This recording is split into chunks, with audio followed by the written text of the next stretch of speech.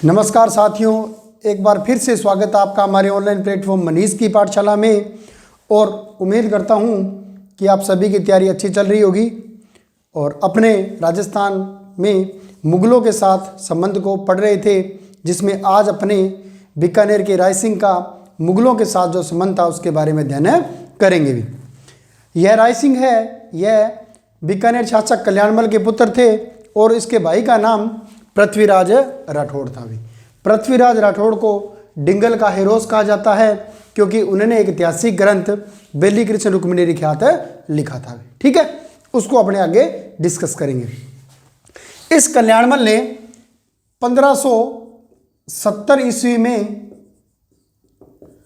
नागौर दरबार जो लगाया गया शुक्र तालाब के किनारे भी, ठीक है, शुक्र तालाब में अकबर की अधीनता स्वीकार की। अकबर की अधीनता स्वीकार की, ठीक है। तो 1570 में कल्याणमल ने शुक्र तालाब में जब अकबर ने नागौर दरबार लगाया तो इसमें जाकर स्वतः ही अकबर की अधीनता स्वीकार कर ली और अपने दो पुत्रों रायसिंह हैं व पृथ्वीराज को अकबर के दरबार में नियुक्त कर दिया भी, ठीक है, अकबर के दरबार में नियुक्त किया भी। कब? 1570 में, यानी कि रायसिंह है 1570 में अकबर के दरबार में यानी मुगलों की सेवा में चला गया भी। 1570 से लेकर 1614 तक इसने 44 वर्ष तक मुगलों की सेवा की भी, ठीक है। तो यह भी अक्सर एग्जाम में क्वेश्चन पूछा जाता है, ठीक है। फिर इस रायसिंह के कार्यकाल की बात करें तो रायसिंह का जन्म भी 20 जुलाई 1541 ईस्वी में हुआ, ठीक है। और इसका शासनकाल रहा या इसे कहें मुगल सेवा।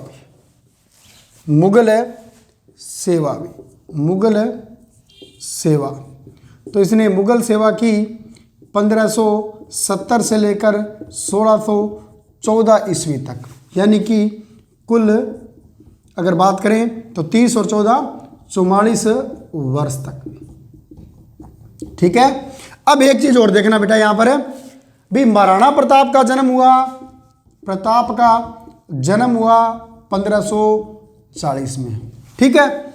और रायसिंह का जन्म हुआ 1541 में और मानसिंह का जन्म हुआ 1550 ईस्वी में, ठीक है। अगर एग्जाम में क्वेश्चन पूछा जाए इनमें से सबसे बड़ा कौन था, सबसे छोटा कौन था, तो याद रखना प्रताप सबसे बड़े थे, 1540 में जन्म हुआ, रायसिंह का 1541 में हुआ और मानसिंह का 1550 में हुआ और तीनों ही समकालीन थे भी, ठीक है, तीनों ही समकालीन थे भी।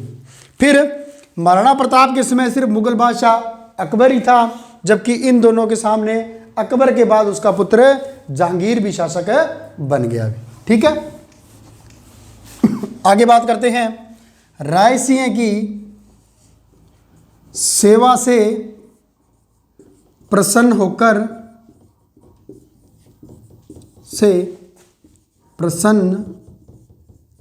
होकर अकबर ने जोधपुर सौंपा भी।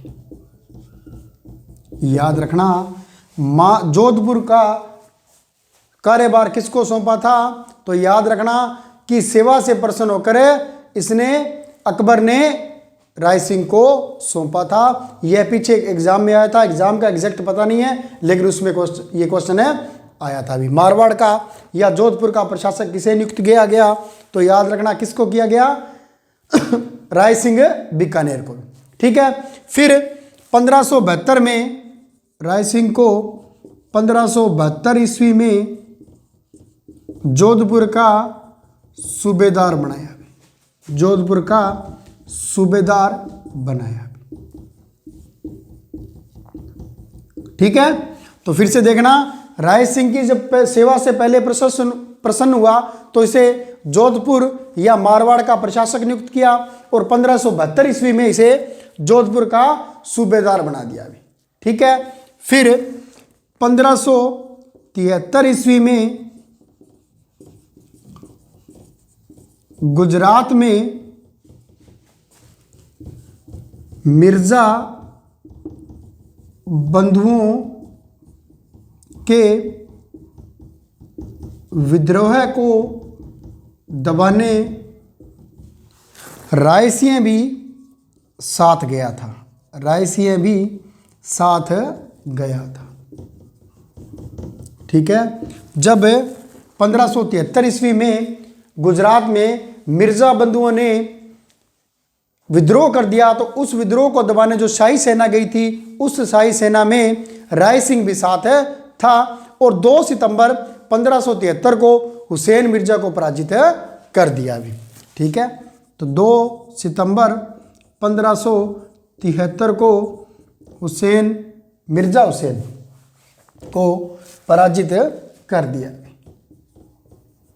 मिर्जा हुसैन को पराजित कर दिया।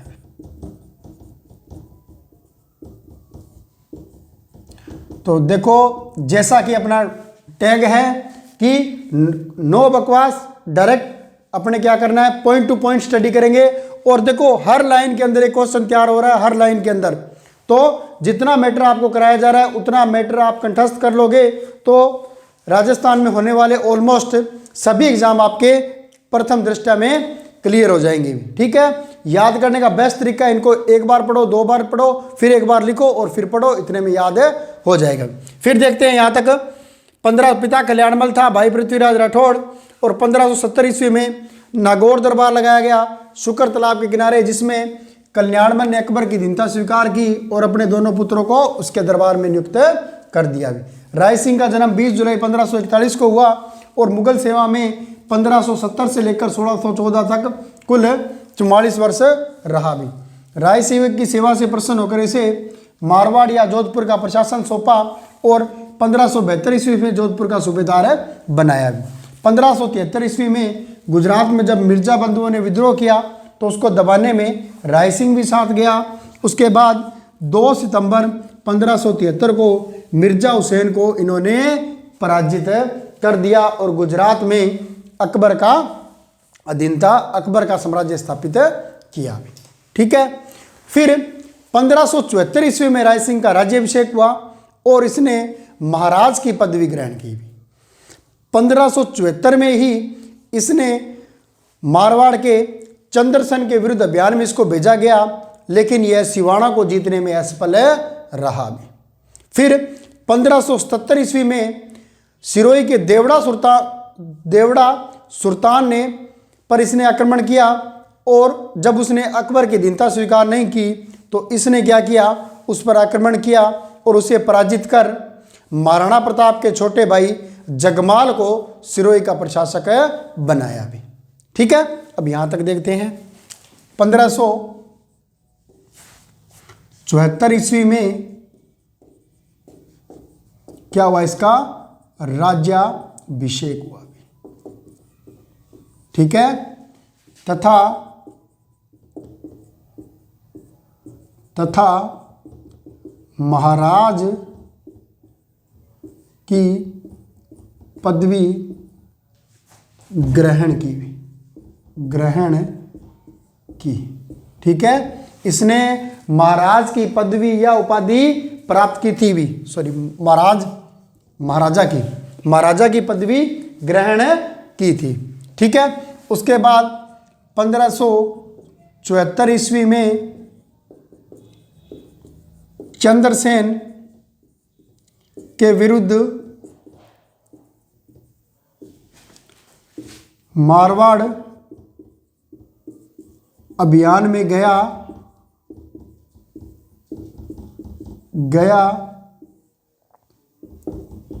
परंतु सिवाना दुर्ग को जीतने में असफल रहा।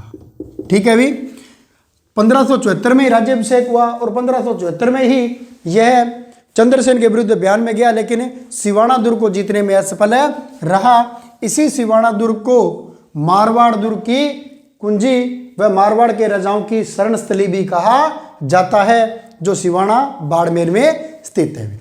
फिर 1577 ईस्वी में सिरोही के देवड़ा सुल्तान को पराजित कर या सुल्तान को पराजित कर सिरोही पर अधिकार भी, सिरोही पर अधिकार। ठीक है, उसके बाद सिरोही को या यहीं लिख दे, सिरोही सौंपा जगमाल को भी, जगमाल को, और ये कौन था? प्रताप का भाई भी।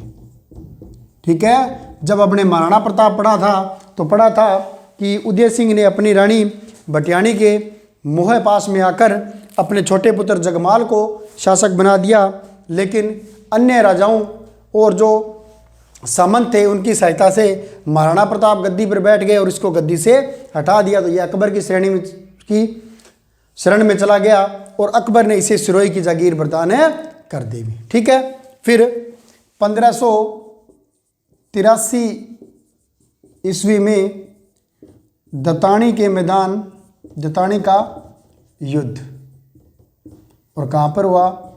सिरोही। ठीक है, में देवड़ा सुल्तान को पराजित किया, वह किया। इस युद्ध में जगमाल मारा गया, में जगमाल मारा गया।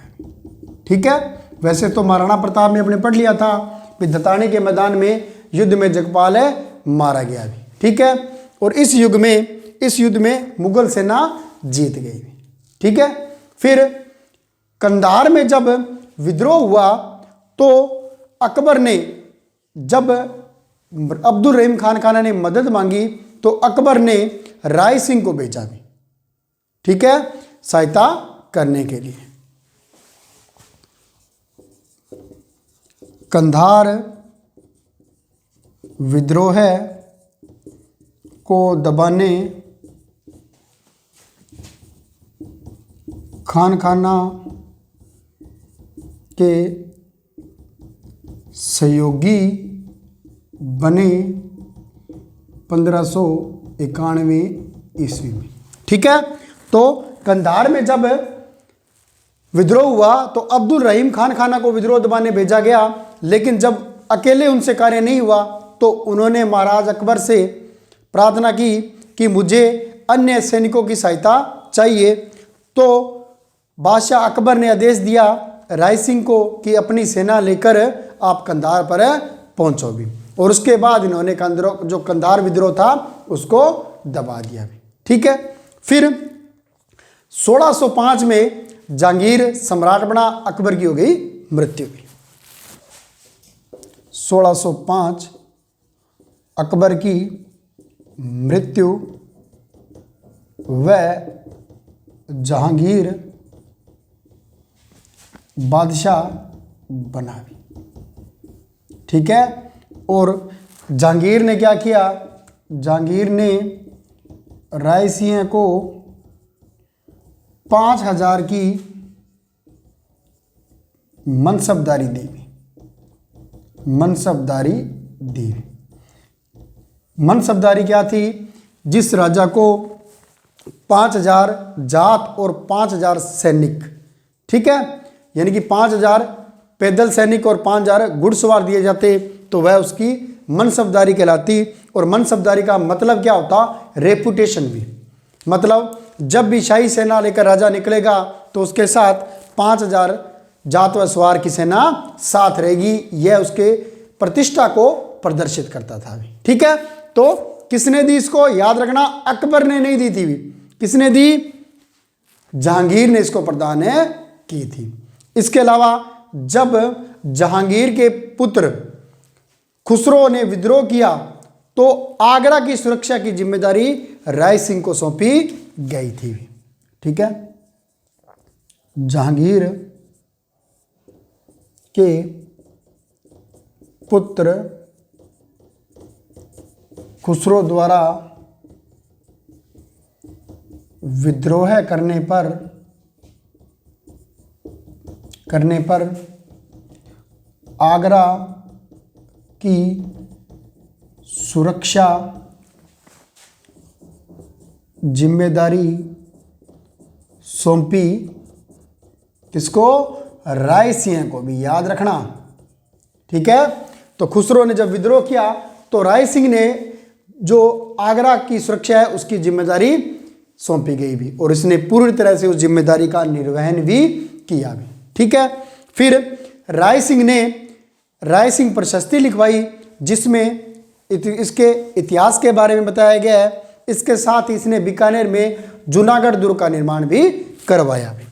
ठीक है, तो यहां तक देखते हैं 1574 में राज्याभिषेक हुआ और महाराजा की पदवी धारण की भी। चंद्रसेन के विरुद्ध अभियान में भी 1574 में गया और सिवाना दुर्ग को जीतने में असफल रहा। 1577 ईस्वी में सिरोही के देवदास सुल्तान पर आक्रमण किया और सिरोही को विजित कर उसके बाद जगमाल को वहां का राजा बनाया गया। और 1583 में देवड़ा सुल्तान ने दोबारा आक्रमण किया तो दताने का युद्ध हुआ जिसमें मुगल सेना विजित हुई, परंतु जगमाल इसमें मारा गया भी। कंधार विद्रोह को दबाने खान खाना की सहायता हेतु 1591 में कंधार भी गया। 1605 में अकबर की मृत्यु, जहांगीर बादशाह बना। जहांगीर के पुत्र खुसरो द्वारा विद्रोह करने पर आगरा की सुरक्षा की जिम्मेदारी भी राय सिंह को सौंपी गई और जहांगीर ने राय सिंह को 5,000 की मनसबदारी प्रदान की भी। ठीक है, तो याद रखना, इसको किसने दी थी? जहांगीर ने दी थी, न कि अकबर ने दी थी। ठीक है,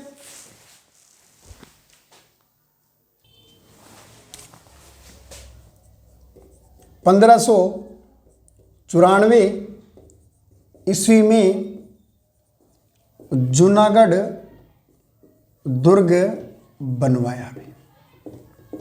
ठीक है, यह आज तक एग्जाम में क्वेश्चन आता था। जूनागढ़ दुर्ग का निर्माण किसने करवाया जी? राय सिंह ने करवाया बीकानेर के। लेकिन एक एग्जाम में क्वेश्चन आया, BSTC प्री का एग्जाम था, बीकानेर में जूनागढ़ दुर्ग का निर्माण किसकी देखरेख में करवाया गया? तो याद रखना, यहां पर करमचंद की देखरेख में भी, करमचंद की देखरेख में इसका निर्माण करवाया गया। ठीक है, इसके साथ ही इसने राय सिंह प्रशस्ति बनवाई। ठीक है, जिसमें राय सिंह के बारे में उल्लेख किया गया है भी। ठीक है, बनवाई क्या, लिखवाई कर लेते हैं, बनवाई नहीं लिखवाई, राय सिंह प्रशस्ति लिखवाई। ठीक है, इसके साथ ही साथ यह क्या था? यह विद्वान था, विद्या अनुरागी था भी, विद्या अनुरागी था, यानी विद्या से इसे अनुराग था भी, बहुत प्रेम था विद्या से।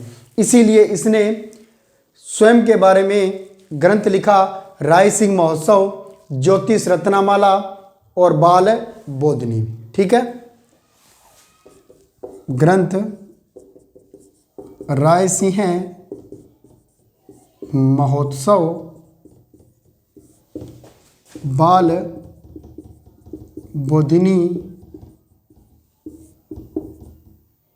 ज्योति माला।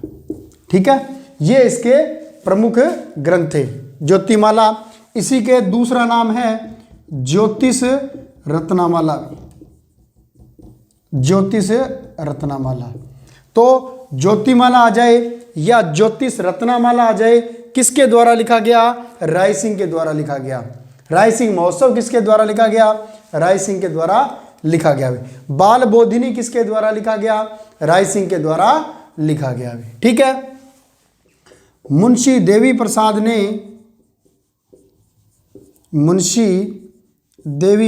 ने इसे राजपुताने का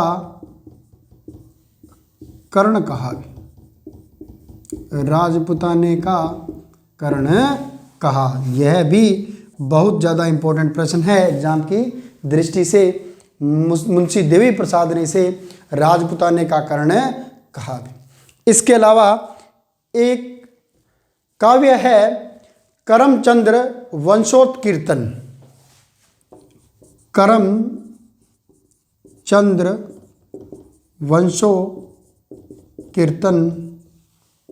कीर्तनम काव्य।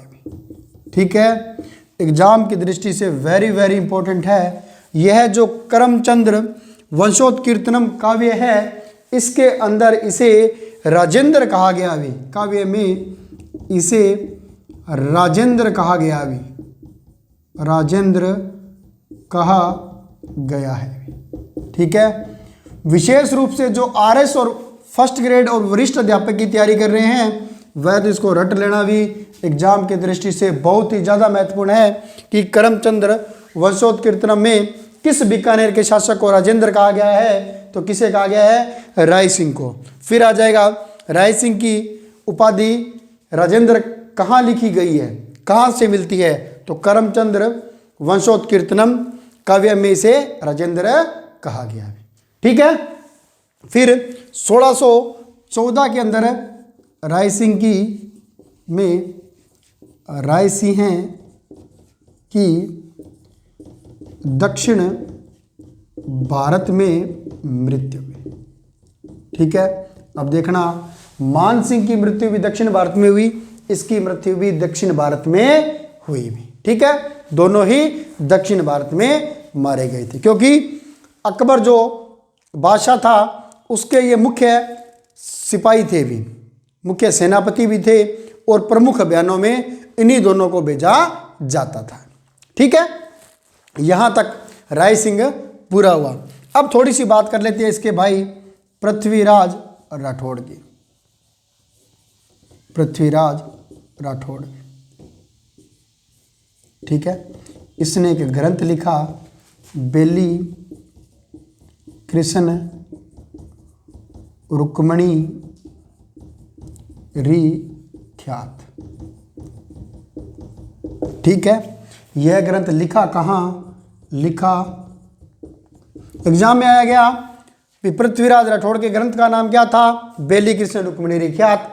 फिर आया बेली कृष्ण रुक्मणी री ख्यात ग्रंथ कहाँ लिखा गया?